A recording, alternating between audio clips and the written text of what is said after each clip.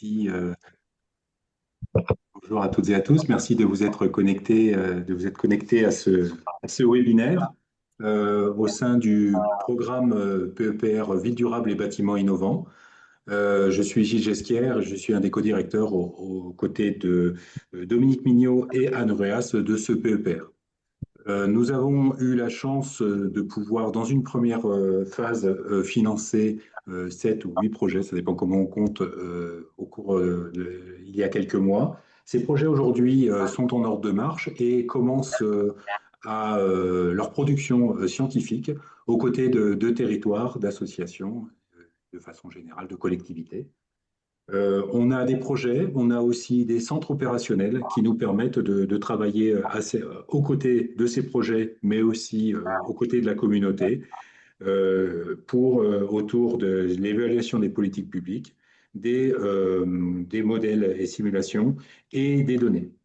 Une fois que j'ai dit ça, et avant d'introduire ce super projet Billy Garden, je tenais à ce qu'on prenne date, le 3, 4, 5 novembre. Nous serons à Marseille et nous serons très heureux de vous y accueillir pour qu'on ait la possibilité d'échanger ensemble sur ces projets, mais aussi sur la phase 2 du PEPR qui est en cours de lancement, phase 2, qui veut dire nouveau financement autour d'un format qui sera différent de celui qui vous a été proposé en première phase. Surtout, pour avoir les informations au plus vite, bien sûr, le site web PEPR VDBI, si vous tapez PEPR VDBI, vous allez tomber directement dessus, mais aussi le LinkedIn du PEPR de VDBI, qui vous permet en fin de compte d'avoir plein d'informations, bien sûr sur cette deuxième phase, mais aussi sur les projets. Vous allez y retrouver, par exemple, la newsletter du programme, mais aussi des informations sur des podcasts, par exemple, qui ont été faits dans le cadre des projets. Voilà, j'arrête mon petit tour du PEPR VDBI pour m'intéresser maintenant au projet Ville Garden. Alors, Ville Garden, c'est typiquement le type de projet que l'on souhaitait financer avec un ancrage territorial fort ou des ancrages territoriaux forts, un vrai échange avec des services de collectivité, donc des experts du territoire, et une capacité à faire travailler ensemble de nombreuses équipes, très nombreuses équipes, même si les pauvres porteurs s'arrachent les cheveux parce que ça fait beaucoup de monde autour de la table. Aujourd'hui, il y a une émulation qui peut se faire dans un contexte complètement interdisciplinaire comme on le souhaitait. Donc, je ne vais pas aller plus loin, je vais laisser se présenter avec cette idée que vous vous rappelez, et vous pouvez retrouver aussi cette information sur le site. Le PEPR, c'est un webinaire par mois avec un projet qui vous est présenté et bien sûr des échanges qui pourront avoir lieu lors de journées qui vont être organisées par des projets, mais aussi lors de ces journées scientifiques qui auront lieu, je le rappelle, le 3, 4, 5 à Marseille. Je vous passe la main côté Ville Garden et c'est avec plaisir que je vais écouter vos avancées. Merci.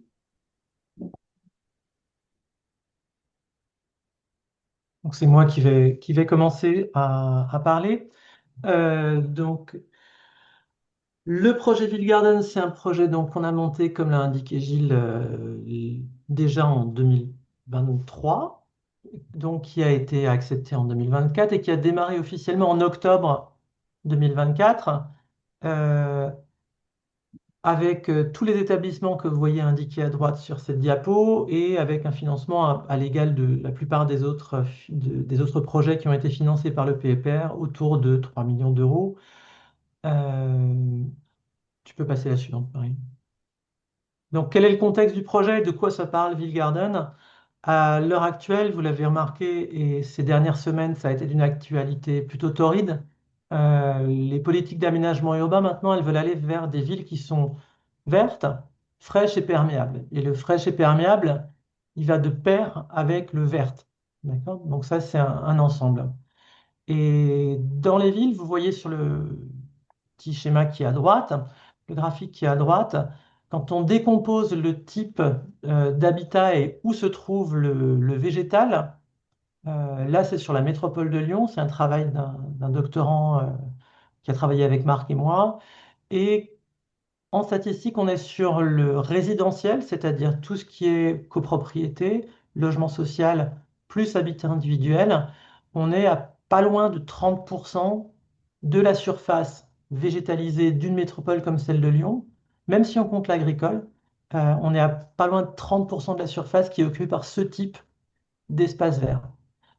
Si on compare aux espaces verts publics, les espaces verts publics, c'est un peu plus de la moitié de l'individuel plus le collectif. Donc on est sur quelque chose qui est massif, et si on veut avoir des villes fraîches, vertes et perméables, il faut s'occuper de façon quasi prioritaire de ces espaces verts résidentiels. Je peux passer la suivante.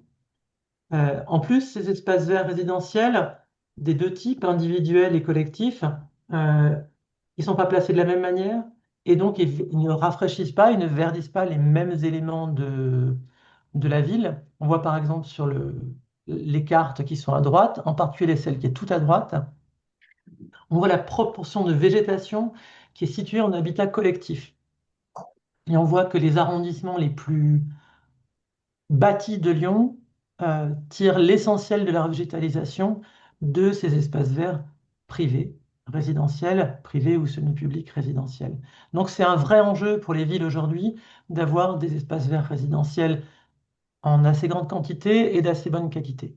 Je passe à la suivante. Le problème, c'est qu'on a une autre injonction actuelle qui est celle de limiter l'étalement urbain et donc d'aller vers de la densification. Alors, il y a 2 ans, l'année dernière, on vous aurait parlé de la loi ZAN. Maintenant, cette loi, elle est en train d'être détricotée au profit d'une loi TRACE qui définit le non artificiel comme étant uniquement le naturel, l'agricole et le forestier. Autant dire que nos espaces verts résidentiels, ils sont là dans une position un petit peu précaire. D'accord? Un espace vert résidentiel, c'est artificialisé dans cette nouvelle version de la loi Trace. Donc il y a un vrai enjeu à pouvoir comprendre ces espaces et éventuellement, s'ils sont d'assez bonne qualité, s'ils remplissent leurs fonctions, de pouvoir les protéger. Ouais, suivante. Et donc, on a un conflit entre cette densification d'un côté, ces espaces verts résidentiels, avec des risques pour ces espaces. Ouais. Et donc, il y a une question qui se pose, si on veut pouvoir comprendre ce qui se passe, alors pas forcément défendre ces espaces verts, mais arriver à évaluer si ces espaces verts résidentiels, ils rendent les services qu'on attend d'un espace vert. Biodiversité, bien sûr, perméabilité, fraîcheur, et ça à l'échelle de la parcelle jusqu'à l'échelle de la ville. Est-ce que cet ensemble d'espaces verts forme une infrastructure, une armature verte urbaine? Euh, et sinon, est-ce que ça pourrait être amélioré? Et est-ce qu'on pourrait optimiser ces espaces pour qu'ils rendent tous ces services-là qu'on attend d'un espace vert?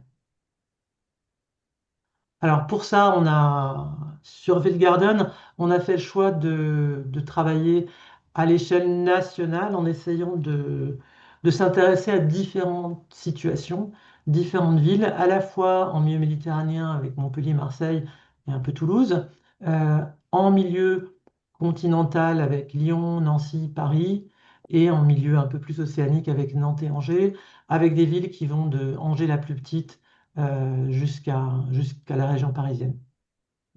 Voilà. Ensuite, donc les chercheurs sont sur 9 villes et pas seulement 7, et comprennent, il y a des sociologues, des géographes, des pédologues, des écologues, des microbiologistes et des physiologistes du végétal.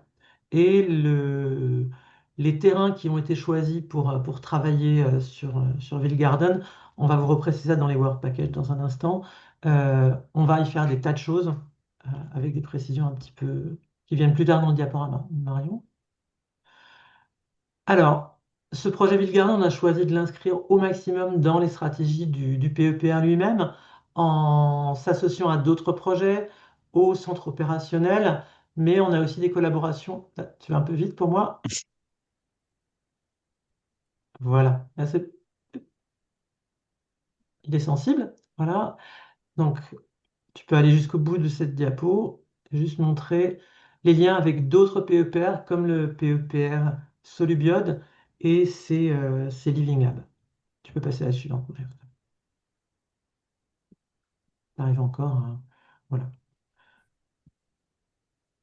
Alors, les objectifs scientifiques et techniques du projet, c'est bien mesurer la performance environnementale des espaces verts résidentiels, évaluer les facteurs environnementaux et sociaux qui déterminent la performance. La performance, c'est quoi? C'est est-ce que ça rend les services attendus? C'est globalement ça, hein. Et pour ça, on peut mesurer des indicateurs physiques, chimiques, de biodiversité, mais il va aussi falloir demander aux personnes qui habitent ces espaces verts si ça remplit bien les objectifs que eux se fixent et qu'on peut fixer à un niveau global. Améliorer la planification, la conception et la gestion. Ça, c'est un point qui est très important pour les espaces verts qui vont être créés. Et ensuite, comment ces espaces sont pris en compte dans les documents de planification au niveau de la ville et au niveau de la métropole. Hein.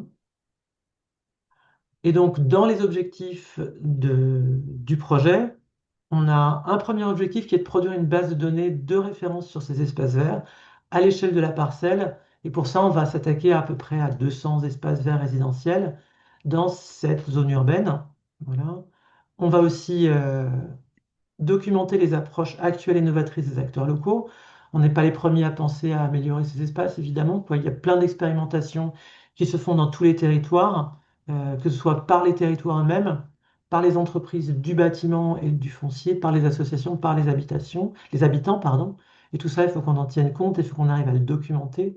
Et un des troisièmes objectifs, c'est bien entendu de bâtir une communauté interdisciplinaire de chercheurs et praticiens sur ces espaces. Donc là, je passe la parole à Marion. Donc Marion, qui est la coordinatrice scientifique du projet et qui va vous expliquer un petit peu comment on a organisé le projet. Merci beaucoup, Bernard. Oui, donc très très brièvement, l'organisation du projet est assez classique. Donc c'est un projet qui est, comme tous les autres, je pense, organisé sous forme de work package. Donc on a 4 différents work packages. Le work package animé par Bernard et Béatrice qui sont présents aujourd'hui, qui concerne la coordination générale du projet, la communication et la gestion des données. Et ensuite, du coup, ça ne fonctionne plus, voilà. Et ensuite, on a 3 work packages opérationnels sur des questions de recherche directe, donc qui sont en fait à 3 échelles différentes de la ville. Donc, à l'échelle de la ville complète, on a le work package numéro 1, qui est plutôt sur des questions liées à la cartographie et au réseau écologique, mais où on va aborder aussi des thématiques de co-construction d'outils, par exemple, pour de l'aide à la décision. Ensuite, on a un second, donc Marc nous en parlera un petit peu, donc il est copiloté par Marc Bourgeois et Laure Vidal-Baudet, et Marc vous en parlera un petit peu plus en détail ensuite.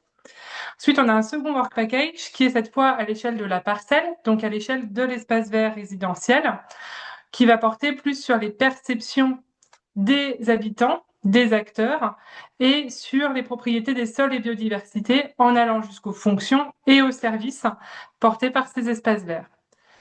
Et enfin, un troisième work package que je ne vais pas détailler, qu'on ne va pas détailler encore aujourd'hui, mais qui portera sur les interactions entre ces différentes échelles, et notamment l'échelle du quartier, avec des problématiques de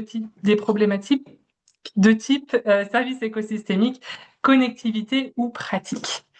Voilà. Pour accompagner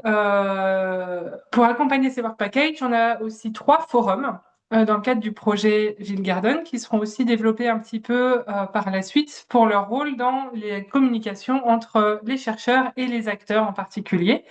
Donc un forum 1, retour et perspective, un forum 2 qui concerne les sols et un forum 3 qui porte sur la biodiversité.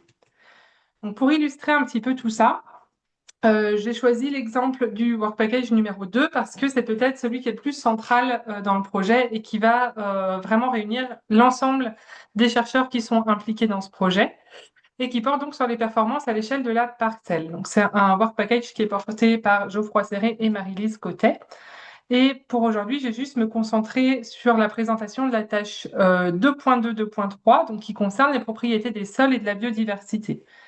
Donc en fait, factuellement, dans le cadre de la biodiversité, on va s'appuyer par exemple sur le forum biodiversité pour définir une série de taxons sur lesquels on va conduire des mesures dans ces espaces verts. Donc, vous voyez la liste des taxons qu'on envisage de mesurer qui est assez fournie, qui sont très petits ou très grands. Hein, donc, ça va des taxons bactériens dans le sol jusqu'aux arbres présents dans l'espace vert résidentiel, et qui s'assortissent de toute une série de techniques qui vont être très diversifiées, donc mobiliser un grand nombre de compétences, parce qu'on ne peut évidemment pas mesurer tous ces taxons en inventaire exhaustif. Donc on va utiliser, par exemple, des approches de type ADN environnemental, des approches de type capteur. Et quand on n'a pas accès à l'information, on va aussi aller vers des approches de sciences participatives ou des approches de type questionnaire. En plus de mesurer la biodiversité présente dans ces espaces verts, on va essayer de comprendre les différents facteurs qui expliquent la présence de ces biodiversités. Donc pour ça, on va avoir un ensemble de facteurs supplémentaires mesurés dans les espaces verts. Par exemple, les températures au sol, les pratiques des habitants ou des collectivités dans l'entretien de ces espaces verts, la taille des parcelles, différents types de pollution. Voilà, c'est une ébauche de liste qui est très incomplète et qui sera complétée très prochainement. Et l'issue de ce travail, c'est bien sûr d'avoir des recommandations, donc de pouvoir définir comment ou quels critères ont un rôle important pour la biodiversité de ces espaces et comment améliorer ces espaces en faveur de la biodiversité, en faveur des perceptions citoyennes, etc. Donc ça, c'était l'exemple du forum biodiversité, mais en fait, dans le cadre du Work Package 2, on va mesurer beaucoup plus de choses que ça dans chacune de ces parcelles. Donc la biodiversité dont je viens de vous parler, les facteurs dont je viens de vous parler, mais aussi un ensemble d'indicateurs directement liés au sol, donc des indicateurs de structure du sol, de qualité du sol, etc. Et tout ce qui concerne les perceptions citoyennes, donc qui vont être portées par des questions plus sciences humaines et sociales et des enquêtes. L'horizon de ce work package et en particulier de cet échantillonnage-là, c'est le printemps 2026 et ça va concerner 210 espaces verts résidentiels, donc répartis dans les 7 métropoles dont Bernard a parlé juste avant. Et l'objectif, donc c'est pour ça aussi que j'ai choisi de vous présenter, de mettre l'accent sur cette petite partie du projet, parce que ça me permet de faire la transition avec la suite et de bien montrer que en fait, Ville Garden, c'est avec et pour les acteurs qui vont de la conception des espaces verts résidentiels à leur utilisation, ce qui va me permettre de faire la transition avec l'étape suivante que vont vous présenter Hermine, Béatrice et peut-être Philippe, que je ne vois pas sur la vidéo.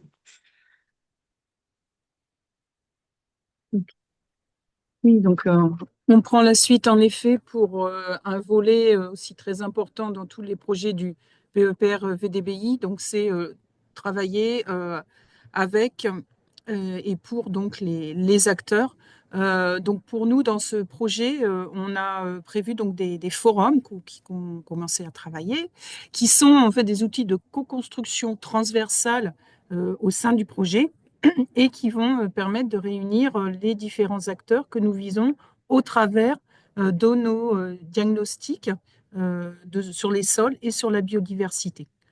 Donc, ce principe de forum, on va les asseoir aussi sur la littérature scientifique et, par exemple, on pourra s'inspirer de la Design Research, Science Research, qui est donc se place au service de l'innovation sociale pour répondre donc à une demande donc par les acteurs conçue pour et avec. Donc là, sur cette diapo, vous voyez les trois forums qu'a cité Marion tout à l'heure, et donc le système multi-acteurs que nous plaçons au centre. Ces acteurs vont pouvoir participer pour certains à l'ensemble des forums, mais pas seulement. Pour certains, ils seront plus spécifiquement positionnés sur un des forums. Donc on a au niveau du groupe acteur, bien sûr, le consortium de chercheurs, un groupe cœur d'acteurs par territoire. Et on commence aussi à définir des personnes qu'on nomme ambassadeurs des territoires, qui vont être des personnes très actives, qui se sont déjà, voilà, qui s'impliquent déjà très fortement et qu'on va cibler aussi comme personnes pouvant jouer un rôle en fait de transition entre d'autres partenaires. Et sur donc, ce schéma, donc, sur les flèches bleues, il y a quelques illustrations de qu'est-ce qui va se passer dans un sens et dans l'autre. Donc, si je prends le forum 1 sur retour d'expérience et perspective, donc notre souhait, c'est de pouvoir recueillir en fait les récits de ce que les acteurs font sur les sols et la biodiversité dans l'aménagement urbain, et puis en contrepartie, faire un porté à connaissance et des mises en perspective pour des recommandations, par exemple, comme l'a cité Bernard, par rapport à tout ce qui concerne la mise en œuvre du ZAN. Et puis, sur sol et biodiversité, bien sûr, il y a toutes les co-constructions méthodologiques qui sont lancées, qui vont se développer donc dans cette année 2025. Et puis, en retour, donc, ce qu'on souhaite apporter, ce sont des inventaires, des améliorations de pratiques, également des guides et des cartes des sols qui ça va être un petit peu illustré par ailleurs. Donc, slide suivante. Tu peux passer, Marion, s'il te plaît. Voilà. Juste pour le réseau d'acteurs, donc là, on a commencé à travailler sur les catégories d'acteurs qui vont être répartis sur différents territoires. Donc, on retrouve les habitants, les bailleurs sociaux, donc avec différentes échelles. On a les acteurs locaux, mais aussi des acteurs qui vont être plus territoriaux, départements, voire régionaux, du secteur public et du secteur privé, bien sûr, qui sera notre cible spécifique. Donc, les différentes échelles d'intervention, ça a déjà été un petit peu cité tout à l'heure, donc les acteurs locaux sur les territoires et les acteurs nationaux. Et puis, au niveau de la mobilisation, donc, bien sûr, il y aura entre les partenaires au sein du projet, à l'extérieur, et on souhaite également, au travers des forums, pouvoir faire communiquer les territoires entre eux. Je vais passer la parole à Hermine. Donc là, pour vous donner un exemple un peu plus concret de comment fonctionne en fait en forum. Donc on a pensé les forums comme un espace d'échange à la fois en interne, on va dire au sein du projet entre chercheurs et aussi avec les acteurs de terrain. Donc en interne, ça nous permet surtout pour l'instant de définir les méthodes, enfin de poser les questions, de définir les méthodes d'échantillonnage et d'analyse des sols et de la biodiversité. D'organiser les campagnes de terrain, de partager des communs, mais aussi d'inviter des chercheurs extérieurs au consortium pour avoir aussi leur avis extérieur. Donc pour l'instant, ça se passe surtout par des ateliers en ligne, étant donné qu'on est assez dispersé sur le territoire national. Et avec les acteurs de terrain, l'objectif, c'est d'abord de connaître et de répondre à leurs attentes et besoins, de les sensibiliser autour des enjeux de sol et de biodiversité, et puis aussi de les former et de les mobiliser aussi dans l'acquisition de données, notamment via des protocoles plus opérationnels ou des approches participatives. Et donc le premier temps fort en fait qu'on va avoir avec les acteurs, ça va être l'organisation de 3 journées avec une journée consacrée à chacun des forums. Donc retour d'expérience, sol et biodiversité, qui seront organisés du 17 au 19 novembre à Ris-Orangis en Essonne. Donc l'objectif, c'est à la fois d'informer ces acteurs sur le projet Wildgarden, de recueillir leurs attentes et leurs expériences, et de créer une communauté autour des enjeux sur les espaces verts résidentiels. Donc chaque journée, il y aura à la fois des retours d'expérience sur des projets ou des témoignages d'acteurs, et puis l'après-midi, plutôt des ateliers pour mieux comprendre les attentes, cartographier les acteurs ou montrer des protocoles d'études. Et donc, on vise, étant donné que ce sera à Ris-Orangis, d'avoir notamment un grand nombre d'acteurs franciliens, mais aussi d'avoir des ambassadeurs pour chacun des 9 territoires sur lesquels se déploie le projet, et aussi d'avoir des acteurs nationaux. Fini la rotation d'écran. Bonjour. En fait, on voulait par cette diapo là vous montrer, en fait, vous illustrer ce qu'on appelle un projet qui peut être tiré par l'aval ou par l'opérationnel via un exemple qui se construit depuis quelques années autour du territoire de Ris-Orangis justement, hein, et qui se prolongera dans le cadre de Wildgarden puisque c'est un territoire partenaire du projet et qui, comme disait Hermine, nous accueille au mois de novembre pour les forums. Donc, à la base, par exemple, le territoire de Ris-Orangis, les élus sont venus nous chercher en nous posant la question, mais comment on fait pour créer un document de planification, un plan local d'urbanisme, en l'occurrence, en intégrant la dimension des sols, chose qui était jusqu'alors complètement méthodologiquement non opérationnelle. Et donc, à partir de ça, effectivement, on a tricoté tout un tas d'approches avec eux qui sont à la fois méthodologiques, innovantes et de recherche. Donc, Ris-Orangis, c'est un territoire de l'Essonne qui est assez petit, hein, pas en nombre d'habitants, puis en surface, mais qui se veut maintenant un territoire démonstrateur des évolutions politiques et techniques, justement, en lien avec les sols et la biodiversité, et donc qui coïncide pas mal avec les approches menées dans le PEPR Ville-Garden. Et donc, à partir de ça, il a continué dans son démarche d'accueillir et de mobiliser en fait l'expertise scientifique et technique sur son territoire en accueillant des projets innovants. Donc, il y a l'AMISAN de l'ADEME, il y a un projet SolZan qui était porté par le groupement d'intérêt scientifique sur les sols, et il y a Big Garden notamment, et Sunloop qui est un autre projet lié à la biodiversité des friches. Et on voit qu'à partir d'une question, en fait, ce territoire a progressé et continue à aller de l'avant avec des approches pratiques, mais également scientifiques. Et en plus, à partir de ça, ce qui est intéressant, c'est qu'il va dans une mission de dissémination opérante de ces pratiques. À partir de leur impulsion communale, ils arrivent à faire bouger les choses à des échelles d'aménagement, comme les SCOT, au niveau de l'agglomération, mais aussi vers l'aval, vers les projets d'aménagement. Donc là, on vous a présenté sur les trois work packages du projet Ville Garden, à quelle échelle, en fait, s'intéresse ce que fait RIS. En fait, on voit que ça s'intéresse effectivement à l'échelle du work package 1, avec les documents d'urbanisme, plan local d'urbanisme, schéma de cohérence territoriale, avec les approches à la parcelle, ça touche déjà ce qu'ils font avec les habitants et ça touche aussi ce qu'ils font avec les tissus urbains qui peuvent correspondre à l'échelle des quartiers qui sont au cœur du Work Package 3. Tu peux, ouais, merci. Et donc, effectivement, donc, cette approche, elle mobilise les acteurs, effectivement, politiques et techniques du territoire, mais pas que. Elle se nourrit aussi des approches participatives ou participation citoyenne que la mairie développe autour de ces projets-là. Avec le point qui est vraiment indispensable, qui est présenté en troisième item, c'est le travail de sensibilisation, de co-construction avec les élus, les services techniques, mais aussi la population quand on veut. Donc là, derrière tout ça, en fait, en fait c'est de la production de connaissances, pas pour la connaissance, mais pour pouvoir l'appliquer. Et donc, effectivement, la ville de Ris-Orangis a choisi de réviser son plan local d'urbanisme en intégrant vraiment cette dimension sol. Alors, ce PLU, il s'appelle Habiter la Terre, d'ailleurs. Et donc, par exemple, dans les intentions fortes qui seront traduites par le document d'urbanisme, il y a la préservation des sols patrimoniaux, des sols, des zones pavillonnaires et la constitution d'une OAP sol et biodiversité.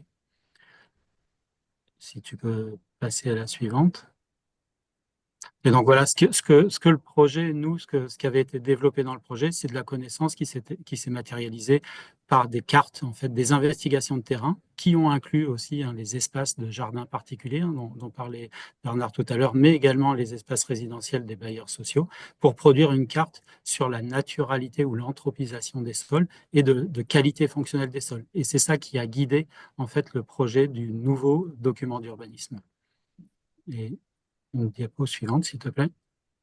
Et du coup, à partir de ça, ils sont allés plus loin et ils ont été associés à un projet de recherche aussi qui a, via le groupement d'intérêt scientifique sur les sols, qui a produit une véritable carte des sols à l'échelle de la collectivité, à l'échelle du 10 millième, et qui a été créé par le Bureau d'études sol-paysage, mais qui pourra être très utile quand on voudra aménager à l'échelle des îlots ou des tissus urbains dont on parlait tout à l'heure. Donc, ils sont allés vraiment progressivement de plus en plus loin dans la connaissance et la cartographie de leur territoire.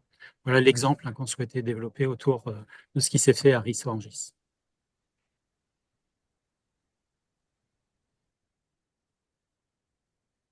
Merci Philippe. Bernard, peut-être que tu veux introduire Hugues du coup.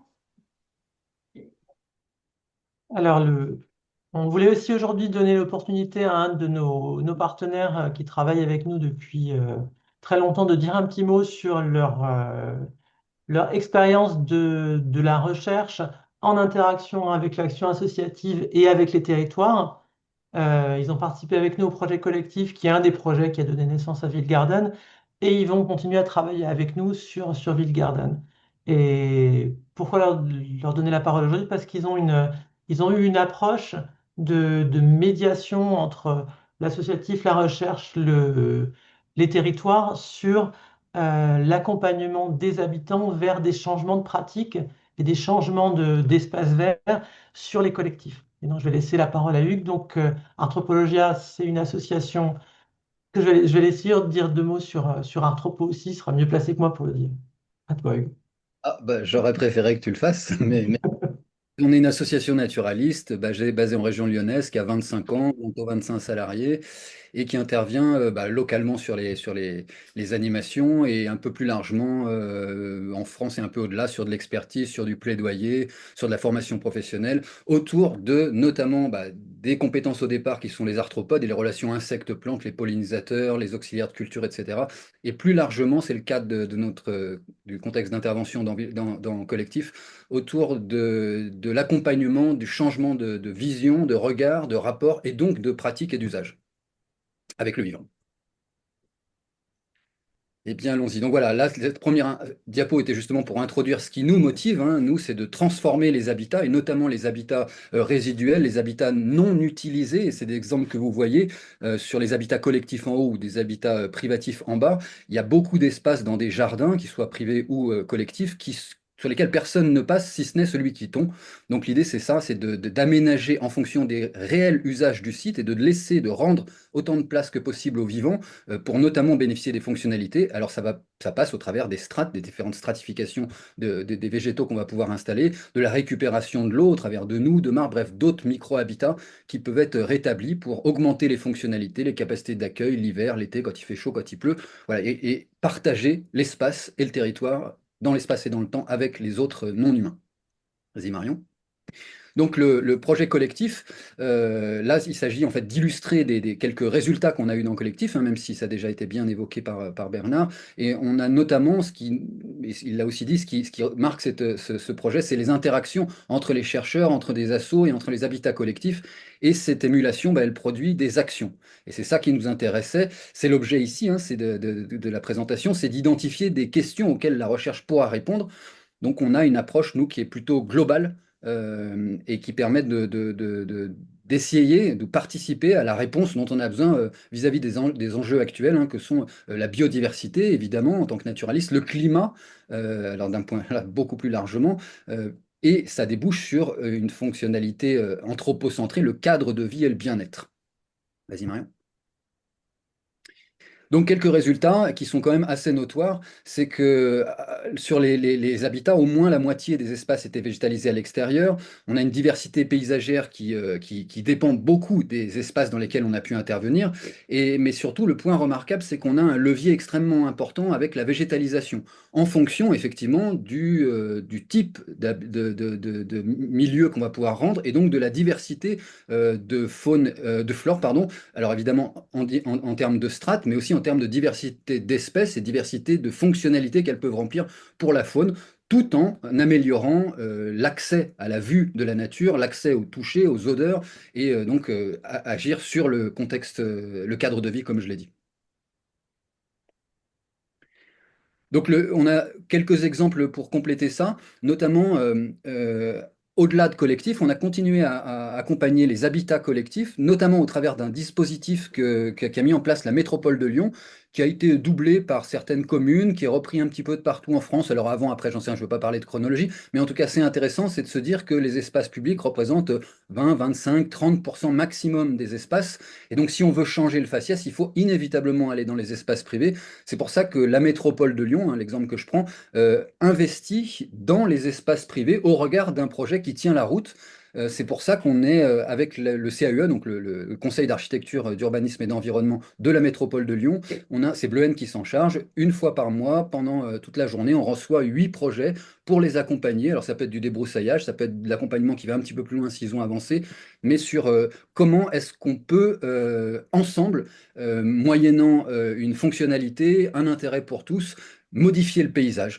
Donc il s'agit évidemment d'avoir une lecture naturaliste, c'est notre objet, naturaliste et paysagère, mais également d'orienter sur les espèces végétales, sur les lieux à planter, sur le design, et puis évidemment tout en fournissant un certain nombre de techniques, qu'est-ce qu'on va planter, quoi, où, comment, On peut même, et c'est tout à fait intéressant, sortir du système commercial et donc ne pas forcément acheter tous les végétaux, mais emmener les gens en récolter, ce qui permet d'avoir du temps de transmission de savoir, mais aussi de savoir-faire sur comment récolter, comment praliner, comment planter, comment agencer, et à terme, comment gérer pour ne pas tout gérer, tout couper, tout tondre d'un seul tenant, mais garder des espaces de refuge. Donc voilà, on incite, on accompagne les gens à modeler, modifier leur habitat dans la conception et dans la gestion. Et le deuxième exemple, qui est plus recentré autour de l'habitat, de Est Métropole Habitat, qu'on a accompagné, qui est qui s'occupe de logements sociaux, de résidences sociales, où là, évidemment, l'approche est un petit peu différente, bien qu'il y ait souvent de grands espaces, mais parfois une demande qui peut être différente. C'est pas forcément les premières demandes autour de la biodiversité. On a eu parfois des injonctions de gens qui nous disaient non, mais je veux pas un parc, je veux un espace pour faire sortir mon chien, ou je veux un espace pour jouer au foot.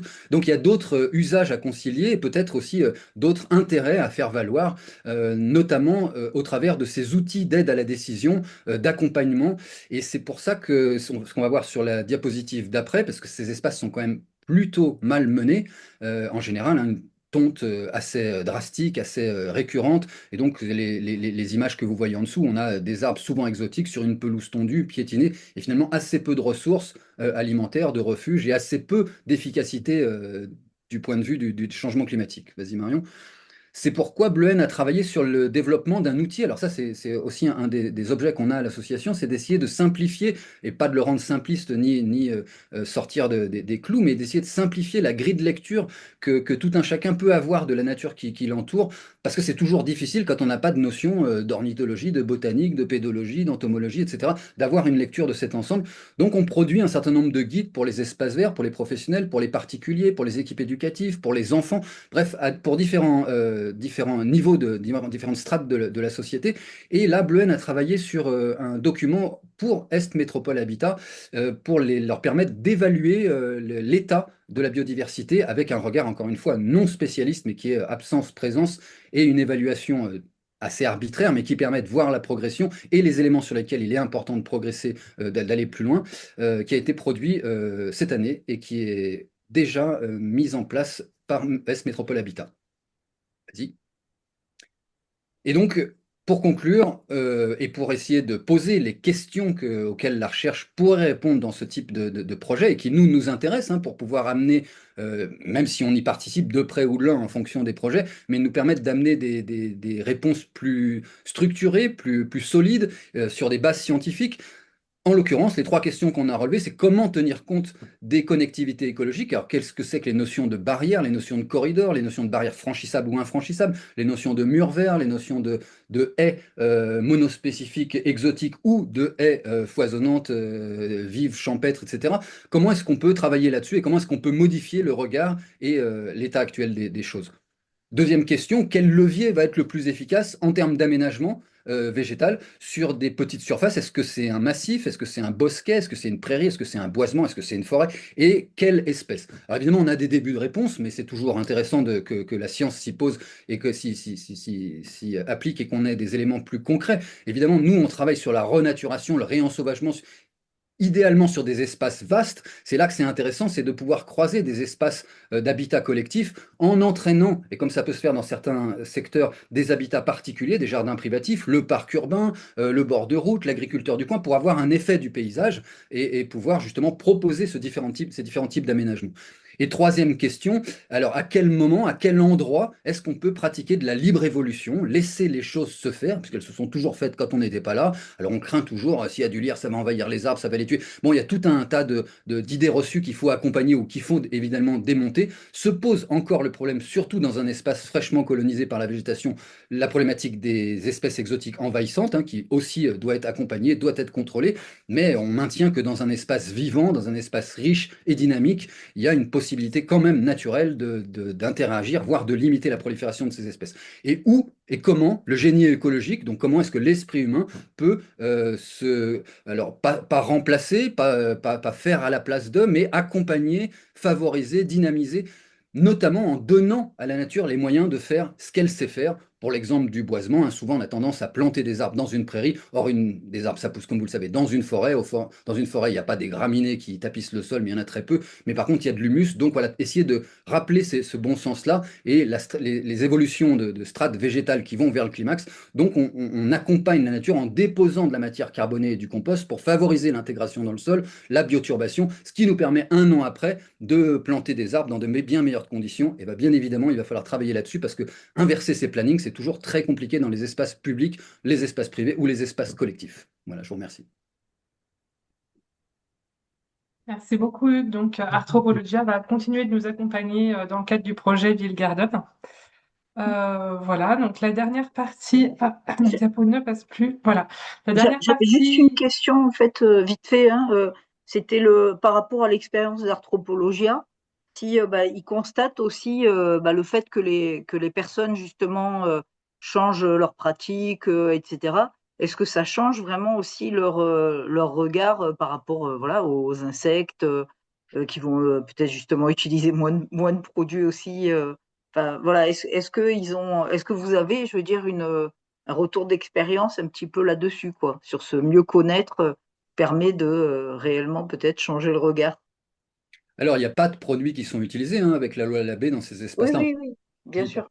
Les Propose jardiniers. de répondre effectivement à cette question et après de reprendre toutes les questions à la fin de façon à ce qu'on ait bien le temps de finir l'exposé avant de Parfait. pouvoir avancer.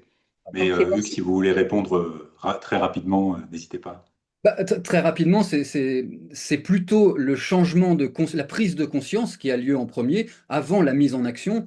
Mais c'est vrai que mettre en action les gens avec des végétaux au travers de la floraison étalée, au travers de feuillages colorés de différentes couleurs, etc., on a une approche esthétique qui est finalement pas une approche biodiversité et dans laquelle on rentre. Mais l'objet, hein, vraiment, c'est d'amener les gens sur le terrain, de les faire participer, comme ça a été le cas dans le collectif, aux relevés, aux inventaires, aux rendus, qui prennent part aux travaux et qui prennent conscience de la diversité dont la plupart des gens n'ont pas conscience, évidemment, pour avoir idée que même dans leur habitat collectif, il y a quelque chose à jouer et que c'est tout un chacun, partout et tout le temps, qui peut être acteur de ce changement de regard et de pratique sociétale.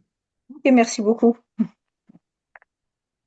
Merci. Donc du coup, la dernière partie qu'on voulait vous présenter aujourd'hui, ça concerne les premiers résultats qu'on a pu obtenir après ces quelques mois de travail sur le projet Ville Garden, et notamment les approches cartographiques qui sont utilisées dans le cadre du Work Package 1. Et donc là, c'est Marc Bourgeois qui va prendre la parole pour terminer notre présentation.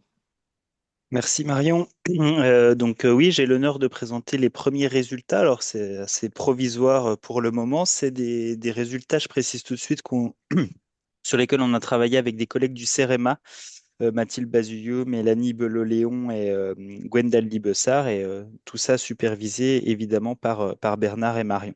Donc l'objectif là, en fait, c'est de base d'arriver à trouver dans quel site on va investiguer pour le projet Ville Garden.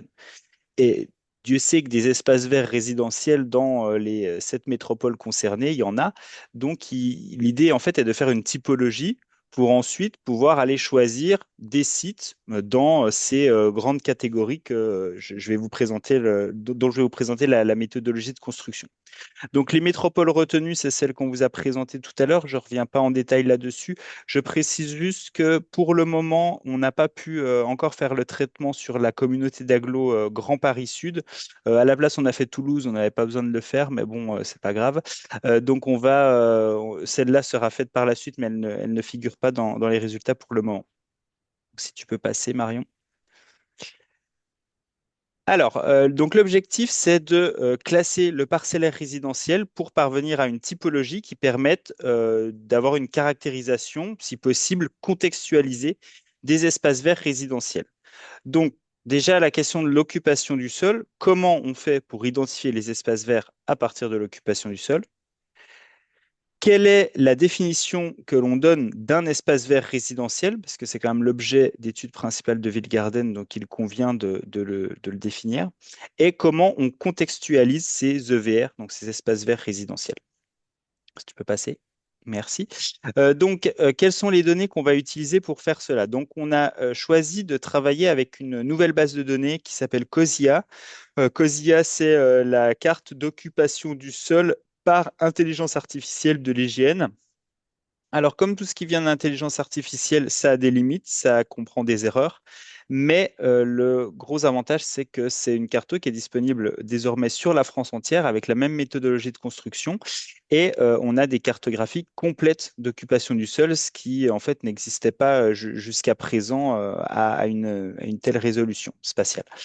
On a besoin également de travailler avec des données foncières pour identifier justement le parcellaire et un certain nombre d'autres attributs de ce parcellaire. Je vous présenterai rapidement après, mais par exemple le nombre de logements qu'on a sur une parcelle, le type de bâtiment par exemple. Donc tout ça, ça vient des fichiers fonciers produits par le CEREMA. Donc on a eu un accès facilité justement à ces données grâce aux collègues du CEREMA. Et des données que, là je ne vous présenterai pas de résultats là-dessus pour l'instant, mais les données sociodémographiques de l'INSEE Carroyer à 200 mètres. Si tu peux passer, merci. Donc, cette carte d'occupation du sol de l'IGN, COSIA, présente 16 classes d'occupation du sol.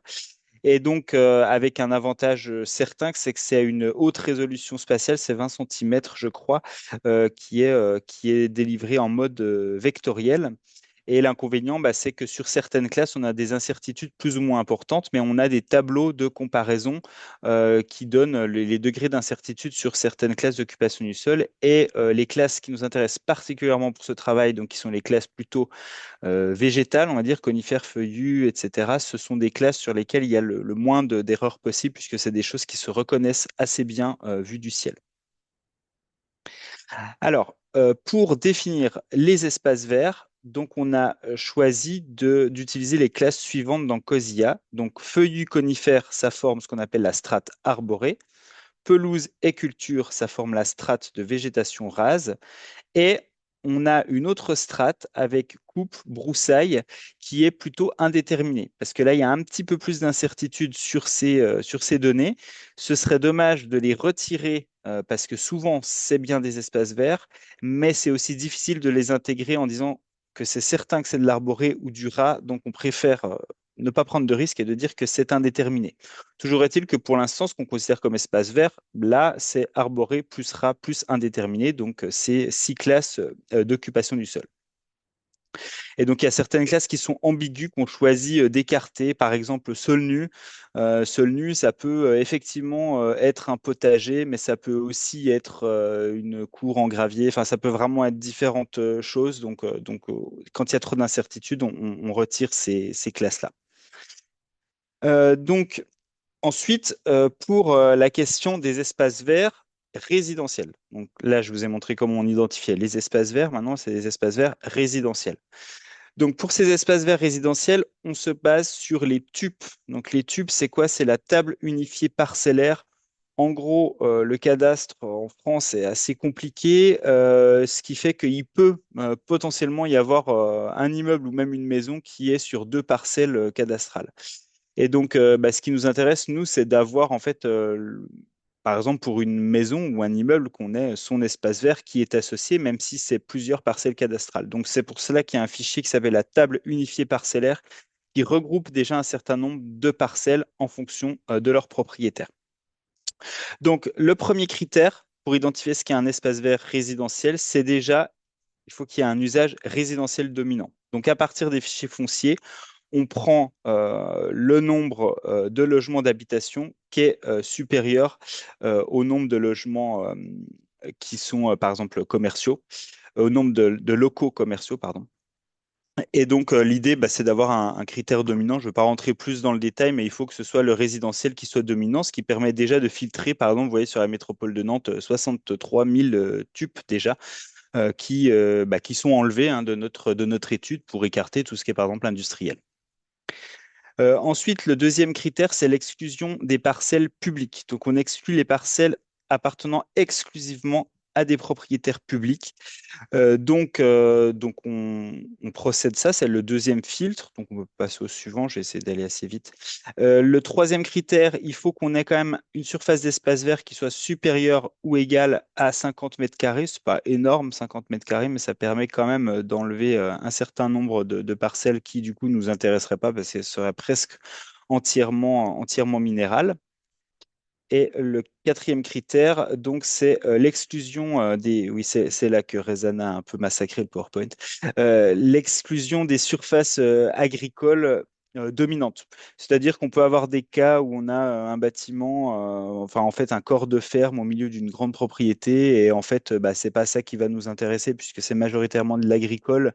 Donc, le corps de ferme peut apparaître comme résidentiel. Donc là, en fait, bah, si la classe culture, en fait, culture et vigne représente moins de 50% de la surface totale de la parcelle, on la garde, sinon on l'exclut. Donc voilà pour les critères. La première étape, donc les espaces verts. Le deuxième filtre, ici, je vous ai présenté les critères pour identifier les espaces verts résidentiels. Et maintenant, il y avait la question de la contextualisation, parce qu'on garde à l'idée que dans le projet Villegarden, si on investigue une parcelle qui est en milieu totalement végétalisé aux alentours ou totalement minéral, on n'aura pas forcément les mêmes résultats sur la biodiversité, quand bien même la parcelle aurait les mêmes caractéristiques, a priori, même taille d'espace vert, par exemple. Donc, on s'était dit qu'une bonne idée, ce serait de travailler avec une approche par îlot, hein. L'îlot, c'est un groupement de parcelles qui sont délimitées par les réseaux viaires et ferroviaires. Le problème, c'est qu'en fait, on s'est rendu compte, c'est Mathilde Bazuilleux qui a fait ce travail, que beaucoup d'axes étaient cadastrés, pas forcément en milieu intra-urbain, mais en milieu périurbain. Et du coup, ça pose pas mal de soucis, de petites, enfin, de gros problèmes même. On a des cas qui sont vraiment bizarres et on n'arrive pas en fait à former des îlots propres entre guillemets, comme on le voudrait, de manière, on va dire, un petit peu automatisée. Ça marche très bien en plein centre-ville, mais dès qu'on s'éloigne un petit peu, ça marche pas et les espaces périurbains sont importants à prendre en compte. Donc, on a choisi de ne pas retenir du coup cette approche par îlot parce qu'en fait, c'est vraiment un travail en soi d'identifier les îlots qui prendrait trop de temps pour la suite de ce travail. Et donc, on a choisi d'adopter l'approche par carroyage, qui est un petit peu plus brute, hein, si on peut dire. Le carroyage, donc, on a plaqué, en fait, on a utilisé la grille INSEE à 200 mètres. Pourquoi? Parce qu'en fait, on a des données sociodémographiques qui sont données par l'INSEE sur des carreaux de 200 mètres. Et donc, on s'est dit que si on prenait la même grille, ben, on pourrait en plus avoir des stats socio-économiques sur ces mêmes carreaux, ce qui, semble-t-il, n'est pas forcément idiot. Et donc, par contre, 200 mètres, ça fait assez peu caractériser le contexte d'une parcelle. 200 mètres, il y a des parcelles qui feraient plus qu'un carreau.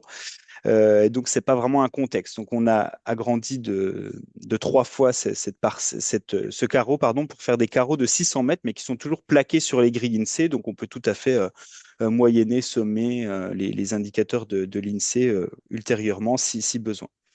Et donc, on peut avoir le problème, c'est qu'on peut avoir des effets de bord avec ces carreaux, c'est-à-dire que quand la parcelle est à moitié sur un carroyage auquel on l'attribue, donc c'est une limite, hein. Donc, le choix qui a été fait, c'est d'affecter la parcelle au carreau avec lequel elle partage la plus grande surface.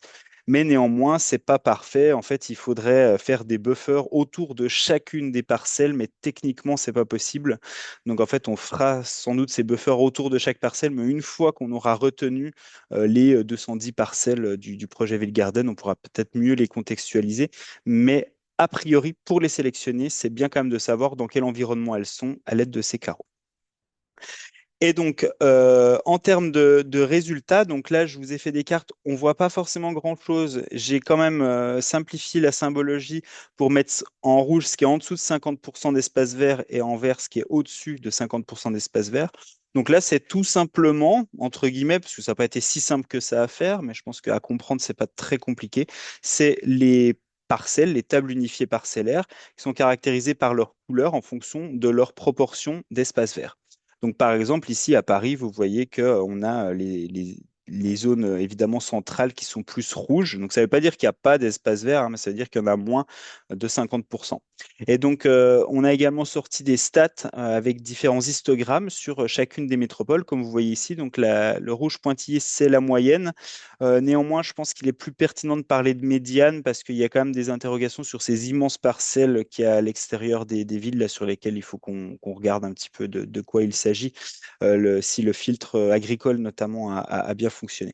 Donc en fait, je les ai classés à la médiane de la plus petite à la plus grande médiane des surfaces végétalisées par tube. Donc, vous voyez qu'on a la répartition. Donc, à Paris, on est à 189 mètres carrés. Donc, suspense, quelle sera la ville avec les espaces verts les plus grands par parcelle? Donc, ensuite, vous voyez qu'on a la métropole de Nancy qui, contrairement à ce qu'on pourrait penser, a finalement des parcelles qui sont pas tant végétalisées que cela. Donc ensuite, nous avons l'agglomération de Marseille. Alors Marseille, on n'a pas pris la métropole sur recommandation des collègues parce que ça faisait trop grand. Donc en fait, c'est Marseille plus deux, trois communes aux alentours, ce qui correspond à l'agglomération proche de Marseille, mais qui forme déjà des surfaces suffisamment grandes. Donc vous voyez, ici à Marseille, ça se voit également bien, hein, cette dichotomie centre-périphérie. Là, on a un vrai gradient où on a vraiment les plus petites surfaces, les plus petites tubes végétalisées qui sont au centre et dès qu'on s'éloigne de la périphérie, ça verdit de plus en plus en proportion.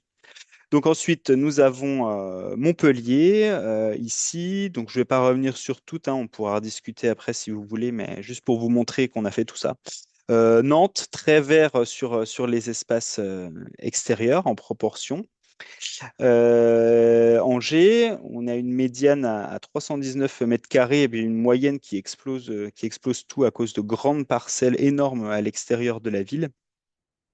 Ensuite, enfin, on a le Grand Lyon, hein. Finalement, c'est à Lyon qu'on a, dans la métropole de Lyon, qu'on a les plus grandes proportions d'espaces verts par tube. Vous voyez notamment, si vous connaissez un peu Lyon, hein, sur l'ouest lyonnais, on a beaucoup de parcelles qui sont très très vertes. À l'inverse de l'Est, là, on a vraiment la Saône, hein, qui coupe, qui fait vraiment une dichotomie Est-Ouest à Lyon. Donc avec 413 mètres carrés en médiane sur les tubes. Voilà. Donc après, sur la diapo d'après, j'ai mis juste rapidement, hein, tous les graphiques les uns à côté des autres. On ne voit pas grand-chose, mais aussi pour vous montrer sur les 7 métropoles ce que ça donne. Donc on est du coup à un peu en dessous de 1000 mètres carrés de moyenne de surface végétalisée par tube. J'aurais dû mettre les chiffres. Il semblait que je les avais mis, mais... Et ici, on a un histogramme de distribution des pourcentages de surface végétalisée par tube. Donc, vous voyez qu'on a sur les 7 métropoles une splendide distribution gaussienne, hein, qui est vraiment avec la moyenne qui est autour de 50%. Donc, en fait, on a sur l'ensemble des 7 métropoles, au sein des tubes que l'on a sélectionnés, attention, hein, ce n'est pas toutes les tubes, c'est les tubes que l'on a sélectionnés selon les critères, on est en moyenne à 50% de surface végétalisée. Et ensuite, enfin, voilà un exemple de résultat sur le carroyage où j'ai calculé la proportion d'espace vert par maille. Donc là, c'est les carreaux, c'est une agrégation un petit peu des cartes que vous avez vues jusqu'à présent. J'ai fait figurer en gris les tubes que l'on a sélectionnés sur cette étude, mais ce travail a été fait sur l'ensemble des fichiers fonciers de chaque métropole. Évidemment, il y a un effet de bord à l'extérieur puisque les fichiers fonciers ne débordent pas de la métropole. Donc, on a des carreaux rouges à l'extérieur qui ne faudrait pas en tenir compte. Et pour terminer, tu peux passer, voilà. Donc pour terminer, maintenant qu'on a toutes ces données, il faut qu'on arrive à réaliser une typologie à partir de ces données.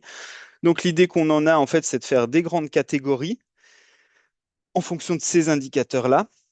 Parce qu'en fait, on a tout, hein, on a gardé tous les. Enfin, si vous voulez qu'on calcule la proportion de piscines qu'on a dans chaque tube, on peut le faire, c'est tout à fait possible. On a toutes les données COSIA sur chacune des parcelles.